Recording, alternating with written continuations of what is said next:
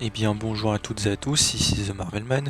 Aujourd'hui on se retrouve pour cette review et analyse du 4e épisode de What If, consacré au Doctor Strange suprême, c'est son nom. Alors évidemment d'abord, comme je vous dis à chaque fois, je vais faire une petite review sans spoil, puis après on va passer en détail où je parlerai plus de l'épisode et des théories pour la suite. Vous êtes prêts? On y va. Eh bien clairement, déjà je vais vous le dire dès le début, c'est clairement mon épisode préféré. Franchement, que demander de plus? L'épisode était très bien, centré sur le mystique, avec beaucoup de drame aussi. Un épisode très sérieux, avec quand même un petit peu d'humour, mais de l'humour extrêmement bien dosé. Contrairement, comme j'avais dit dans ma dernière vidéo sur ma critique sur What If, que je trouvais l'humour un petit peu lourd, là pour le coup c'était extrêmement bien dosé. Après j'expliquerai évidemment quelques mécaniques de voyage dans le temps après, en spoil.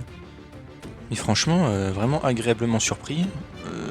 On explore vraiment bien, encore une fois comme j'ai dit, le côté mystique de Doctor Strange. Mais vraiment dans les trucs les plus occultes possibles. Et c'est bien, parce que ça je trouve c'est peut-être un petit truc qui manquait dans le premier film Doctor Strange. J'aime beaucoup ce film, mais peut-être je trouve que c'était un petit peu trop passé dans la folie, je sais pas comment dire. Donc là évidemment ça me faisait plaisir. Et franchement, voilà quoi, niveau truc sérieux et tout, on était à un level de limite d'un Daredevil là. Parce que dans les séries Marvel, MCU, c'est là qu'il y avait les trucs les plus sombres. Et franchement, et j'aime beaucoup ça, donc là pour le coup j'étais très content. Bon bah vu qu'on n'est pas trop en spoil, je peux pas vous dire grand chose de plus si vous n'avez pas vu l'épisode, mais si vous l'avez pas vu, je vous conseille d'aller le voir direct. Si vous aimez Doctor Strange, si vous aimez même le MCU en général, hein, je vous conseille vraiment d'aller voir cet épisode. Vous êtes prêts? On va passer maintenant en analyse et donc en spoil. Donc, eh bien, comme j'ai dit, maintenant là on est en spoil. Et franchement, bah voilà, je redis, j'ai adoré le coup de Strange qui revient sauver Christine Palmer en boucle et en boucle et en boucle. Et l'univers fait tout pour qu'elle meure. Vraiment, c'était très triste et horrible, franchement. Là, pour le coup, ouais, c'est assez marquant. Et surtout, ça nous apprend que donc, dans le MCU, même si on s'en doute un petit peu, il y a certains points du temps qui sont immuables. On ne peut pas les bouger. C'est des trucs qui sont censés arriver. Après, comme j'ai toujours dit, le multivers a toujours existé dans le MCU. Et donc, dans cette timeline-là, c'est le fait que Christine Palmer meurt qui va faire que Strange va devenir maître des arts mystiques, etc. Ok. Après, dans notre timeline à nous, on va dire le MCU principal, je me demande quel point pourrait être des points immuables. Peut-être la mort de Tony Stark, éventuellement. Je pense à des trucs comme ça. Enfin voilà, dites-moi, vous, quel point vous pensez qui était immuable dans la timeline du MCU. Et encore une fois, les règles temporelles liées à la pierre du temps ne sont pas du tout incohérentes. J'en ai vu certains qui commencent à être un petit peu perdus par rapport à Endgame. Encore une fois, c'est surtout Agent of Shield qui a bien expliqué le principe du voyage dans le temps. C'est que le royaume quantique dans Endgame, pardon, ça permet de voyager entre timelines en fait. Et en effet, dans certains cas, apparemment c'est surtout avec la pierre du temps, il est possible de réécrire la timeline et de créer des paradoxes. Parce que normalement dans le MCU, n'importe quel moyen de voyager dans le temps, a priori, à part peut-être la machine des Runaways, ça permet normalement, quand on voyage dans le temps, ça crée une nouvelle timeline alternative directement. Et comme j'ai dit, le royaume quantique par exemple permet de voyager entre ces timelines, d'aller dans la bonne. Et là, avec la pierre du temps, apparemment, ça réécrit complètement la timeline directement. Et c'est ça qui crée des problèmes. On l'a bien vu, vous avez vu tout le bordel qui se crée, là, carrément l'univers qui est anéanti à cause des paradoxes. Et voilà, donc je vous le dis, ce n'est pas une incohérence. Il y a différentes règles de voyage dans le temps dans le MCU. J'ai dit, il y a le royaume quantique, il y a le monolithe de Agent of Shield, il y a la machine des Runaways, il y a beaucoup de moyens de voyager dans le temps. Et certaines ont des règles un petit peu différentes. Et la pierre du temps est évidemment une d'elles. D'ailleurs, c'était bien d'explorer plus aussi la pierre du temps et le fait de se voyager dans le temps. Parce que dans l'MCU, pour l'instant, ils ont juste fait des petites boucles temporelles, voir dans l'avenir, mais pas des vrais voyages dans le temps avec la pierre. Donc je trouve ça assez cool en fait. Voilà. D'ailleurs, je ferai sans doute probablement une vidéo consacrée à la pierre du temps et même au moyen de voyager dans le temps en général. J'avais prévu de le faire il y a longtemps, mais j'attendais Loki à l'époque. Plus là, on a eu des nouvelles informations, donc voilà. Je le ferai bientôt, mais on verra. À part ça, j'ai bien aimé aussi, comme j'ai dit, quelques exploitations du côté mystique. Avec pas mal de petits easter eggs que j'ai relevés, comme par exemple la mention de Vishanti, il y a dans les comics souvent. Quand Strange aussi absorbe toutes ces créatures là, mystiques, il me semble, je peux me tromper, que le dragon ressemblait un petit peu à Shao Lao de Iron Fist, qui est déjà dans le MCU, je rappelle, mais aussi dans les comics. Et voilà, ce dragon faisait penser à Shao Lao, dites-moi vous ce que vous en pensez, c'est un petit easter egg, un petit clin d'œil, ou est-ce un dragon qui n'a rien à voir. Et aussi le monstre tentaculaire qui est revenu, Je pense évidemment que c'était celui de le champion d'Hydra, comme on l'appelle, hein, de l'épisode 1. Et vraiment, je me demande si c'est vraiment pas Shumagorath du coup. Parce que le fait que Strange va y absorber un monstre pareil et qu'apparemment c'est très compliqué et qu'il a pas pu du tout faire et juste prendre quelques morceaux, ça me fait penser que ce monstre est vraiment puissant. Et Shumagorath est un démon très très puissant. Donc, et aussi, je rappelle, il sera peut-être dans Doctor Strange 2 normalement. Donc, est-ce que tout ça c'est lié pour mettre en place? Possible. D'ailleurs aussi, en parlant de trucs qui pourraient revenir, je rappelle que de Doctor Strange Suprême, hein, c'est son nom, enfin il l'appelait comme ça, donc la version maléfique entre guillemets, devrait déjà revenir dans What If, on l'a déjà vu dans les trailers.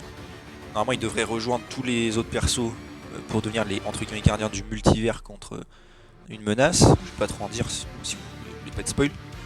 Et aussi, il devrait réapparaître aussi dans Doctor Strange 2, en chair et en os on va dire, live action. Du coup, ça avait été un petit peu teasé avec des pop et tout, donc s'il revient c'est super, mais du coup est-ce qu'il sera méchant, enfin entre guillemets, parce qu'apparemment à la fin de l'épisode il se rend bien compte de ses erreurs. Du coup j'imagine bien un Strange un peu en quête de rédemption déjà dans What If quand on le reverra, mais aussi peut-être dans Doctor Strange 2 du coup.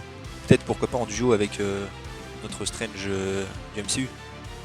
En plus il est très puissant, donc s'il se fait pas dominer par ces créatures, il pourrait être un allié peut-être de taille contre par exemple Wanda si elle devient méchante dans Doctor Strange 2. Voilà, par ça, bon, c'était sympa de revoir Christine Palmer, qui devrait aussi revenir dans Doctor Strange 2. Comme je dis, c'était bien triste. Il y avait évidemment Wong, l'ancien, bon, tout ça on connaît, hein, c'était sympa. Quelques nouveaux sorts aussi. La bataille entre Strange et Strange Suprême était vraiment stylée aussi. J'ai bien aimé. Puis c'est ça aussi que j'aime bien, c'est que là, ce Strange, enfin le Strange maléfique, on va dire, crée plus de trucs, je trouve, mystiques, dans le sens vraiment occulte. Par rapport à Strange, même dans son film, il fait souvent juste vous voyez ce que je veux dire, des trucs jaunes. Enfin, je sais que c'est la magie, je sais plus le nom d'ailleurs. Mais il fait toujours juste un peu des armes ou des trucs, des tentacules. Pour moi, c'est pas assez mystique, je trouve. Il utilise pas assez le côté vraiment chelou des sorts qu'il peut y se faire, tu vois. Et donc, c'est pour ça que là, j'ai vraiment bien aimé ça. D'ailleurs, ils exploitent aussi évidemment la bibliothèque de Cagliostro. Alors ça, franchement, c'était cool.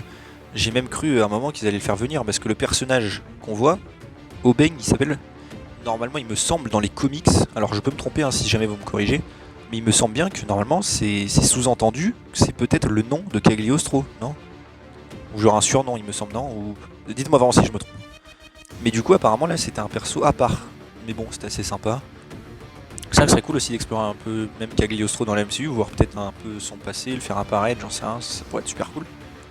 Et d'ailleurs, parlant pareil aussi encore une fois de Sorcier Fort, l'ancien qui réapparaît dans le film là, enfin dans l'épisode pardon, qui est en mode astral là, après sa mort, même dans l'histoire, il y avait des rumeurs comme quoi aussi elle pourrait être dans Doctor Strange 2. Donc je m'étais dit peut-être ce moyen là de parler après la mort là en mode un peu astral et tout, elle le fera sans doute dans Doctor Strange 2. Peut-être pas forcément tout le temps, mais j'imagine peut-être au moins une scène, ça pourrait être cool. Et voilà, par ça, bon évidemment j'ai bien aimé aussi que le gardien, le Watcher, commence à parler et à interagir avec les persos, c'était assez stylé d'ailleurs, hein. Un peu comme dans les comics, hein, il intervient jamais, même s'il le fera en fait dans le dernier épisode. Et Strange, voilà, qui a l'air perdu dans son espèce de bulle de réalité, un peu comme Wanda dans WandaVision, c'était triste. D'ailleurs, je me demande c'était quoi cette dimension. Est-ce qu'il a créé une dimension miroir, juste une petite poche, on va dire, comme ça? Ou est-ce que c'est autre chose? Je sais pas. Et j'imagine qu'il arrivera à se barrer et à aller dans un autre univers apparemment, vu qu'on le reverra. Mais voilà, à part ça aussi, petit historique tiens, que on m'a fait remarquer, c'est il y a aussi apparemment qui apparaît vite fait Christine Everhart. Vous savez, c'était une journaliste qui était dans Iron Man 1, Iron Man 2, même Tony couche avec. Puis après, elle avait eu sa propre web série officielle hein, du MCU qui s'appelait We Newsfront. Voilà, ouais, elle faisait comme un truc télévisé quoi. Voilà. Bon, et bien je pense avoir à peu près tout dit. Hein. N'hésitez pas vous à me dire est-ce que vous avez aimé cet épisode. Bon, pour moi c'était le meilleur comme je l'ai dit. Me faire part de vos théories pour la suite sur où les persos pourraient revenir parce que là on sait qu'ils reviendront. Voilà, n'hésitez pas. Donc voilà, si la vidéo vous a plu, n'hésitez pas à vous abonner, liker, partager, commenter, activer la cloche, etc. Et voilà, on se retrouve bientôt pour une nouvelle vidéo. Salut tout le monde.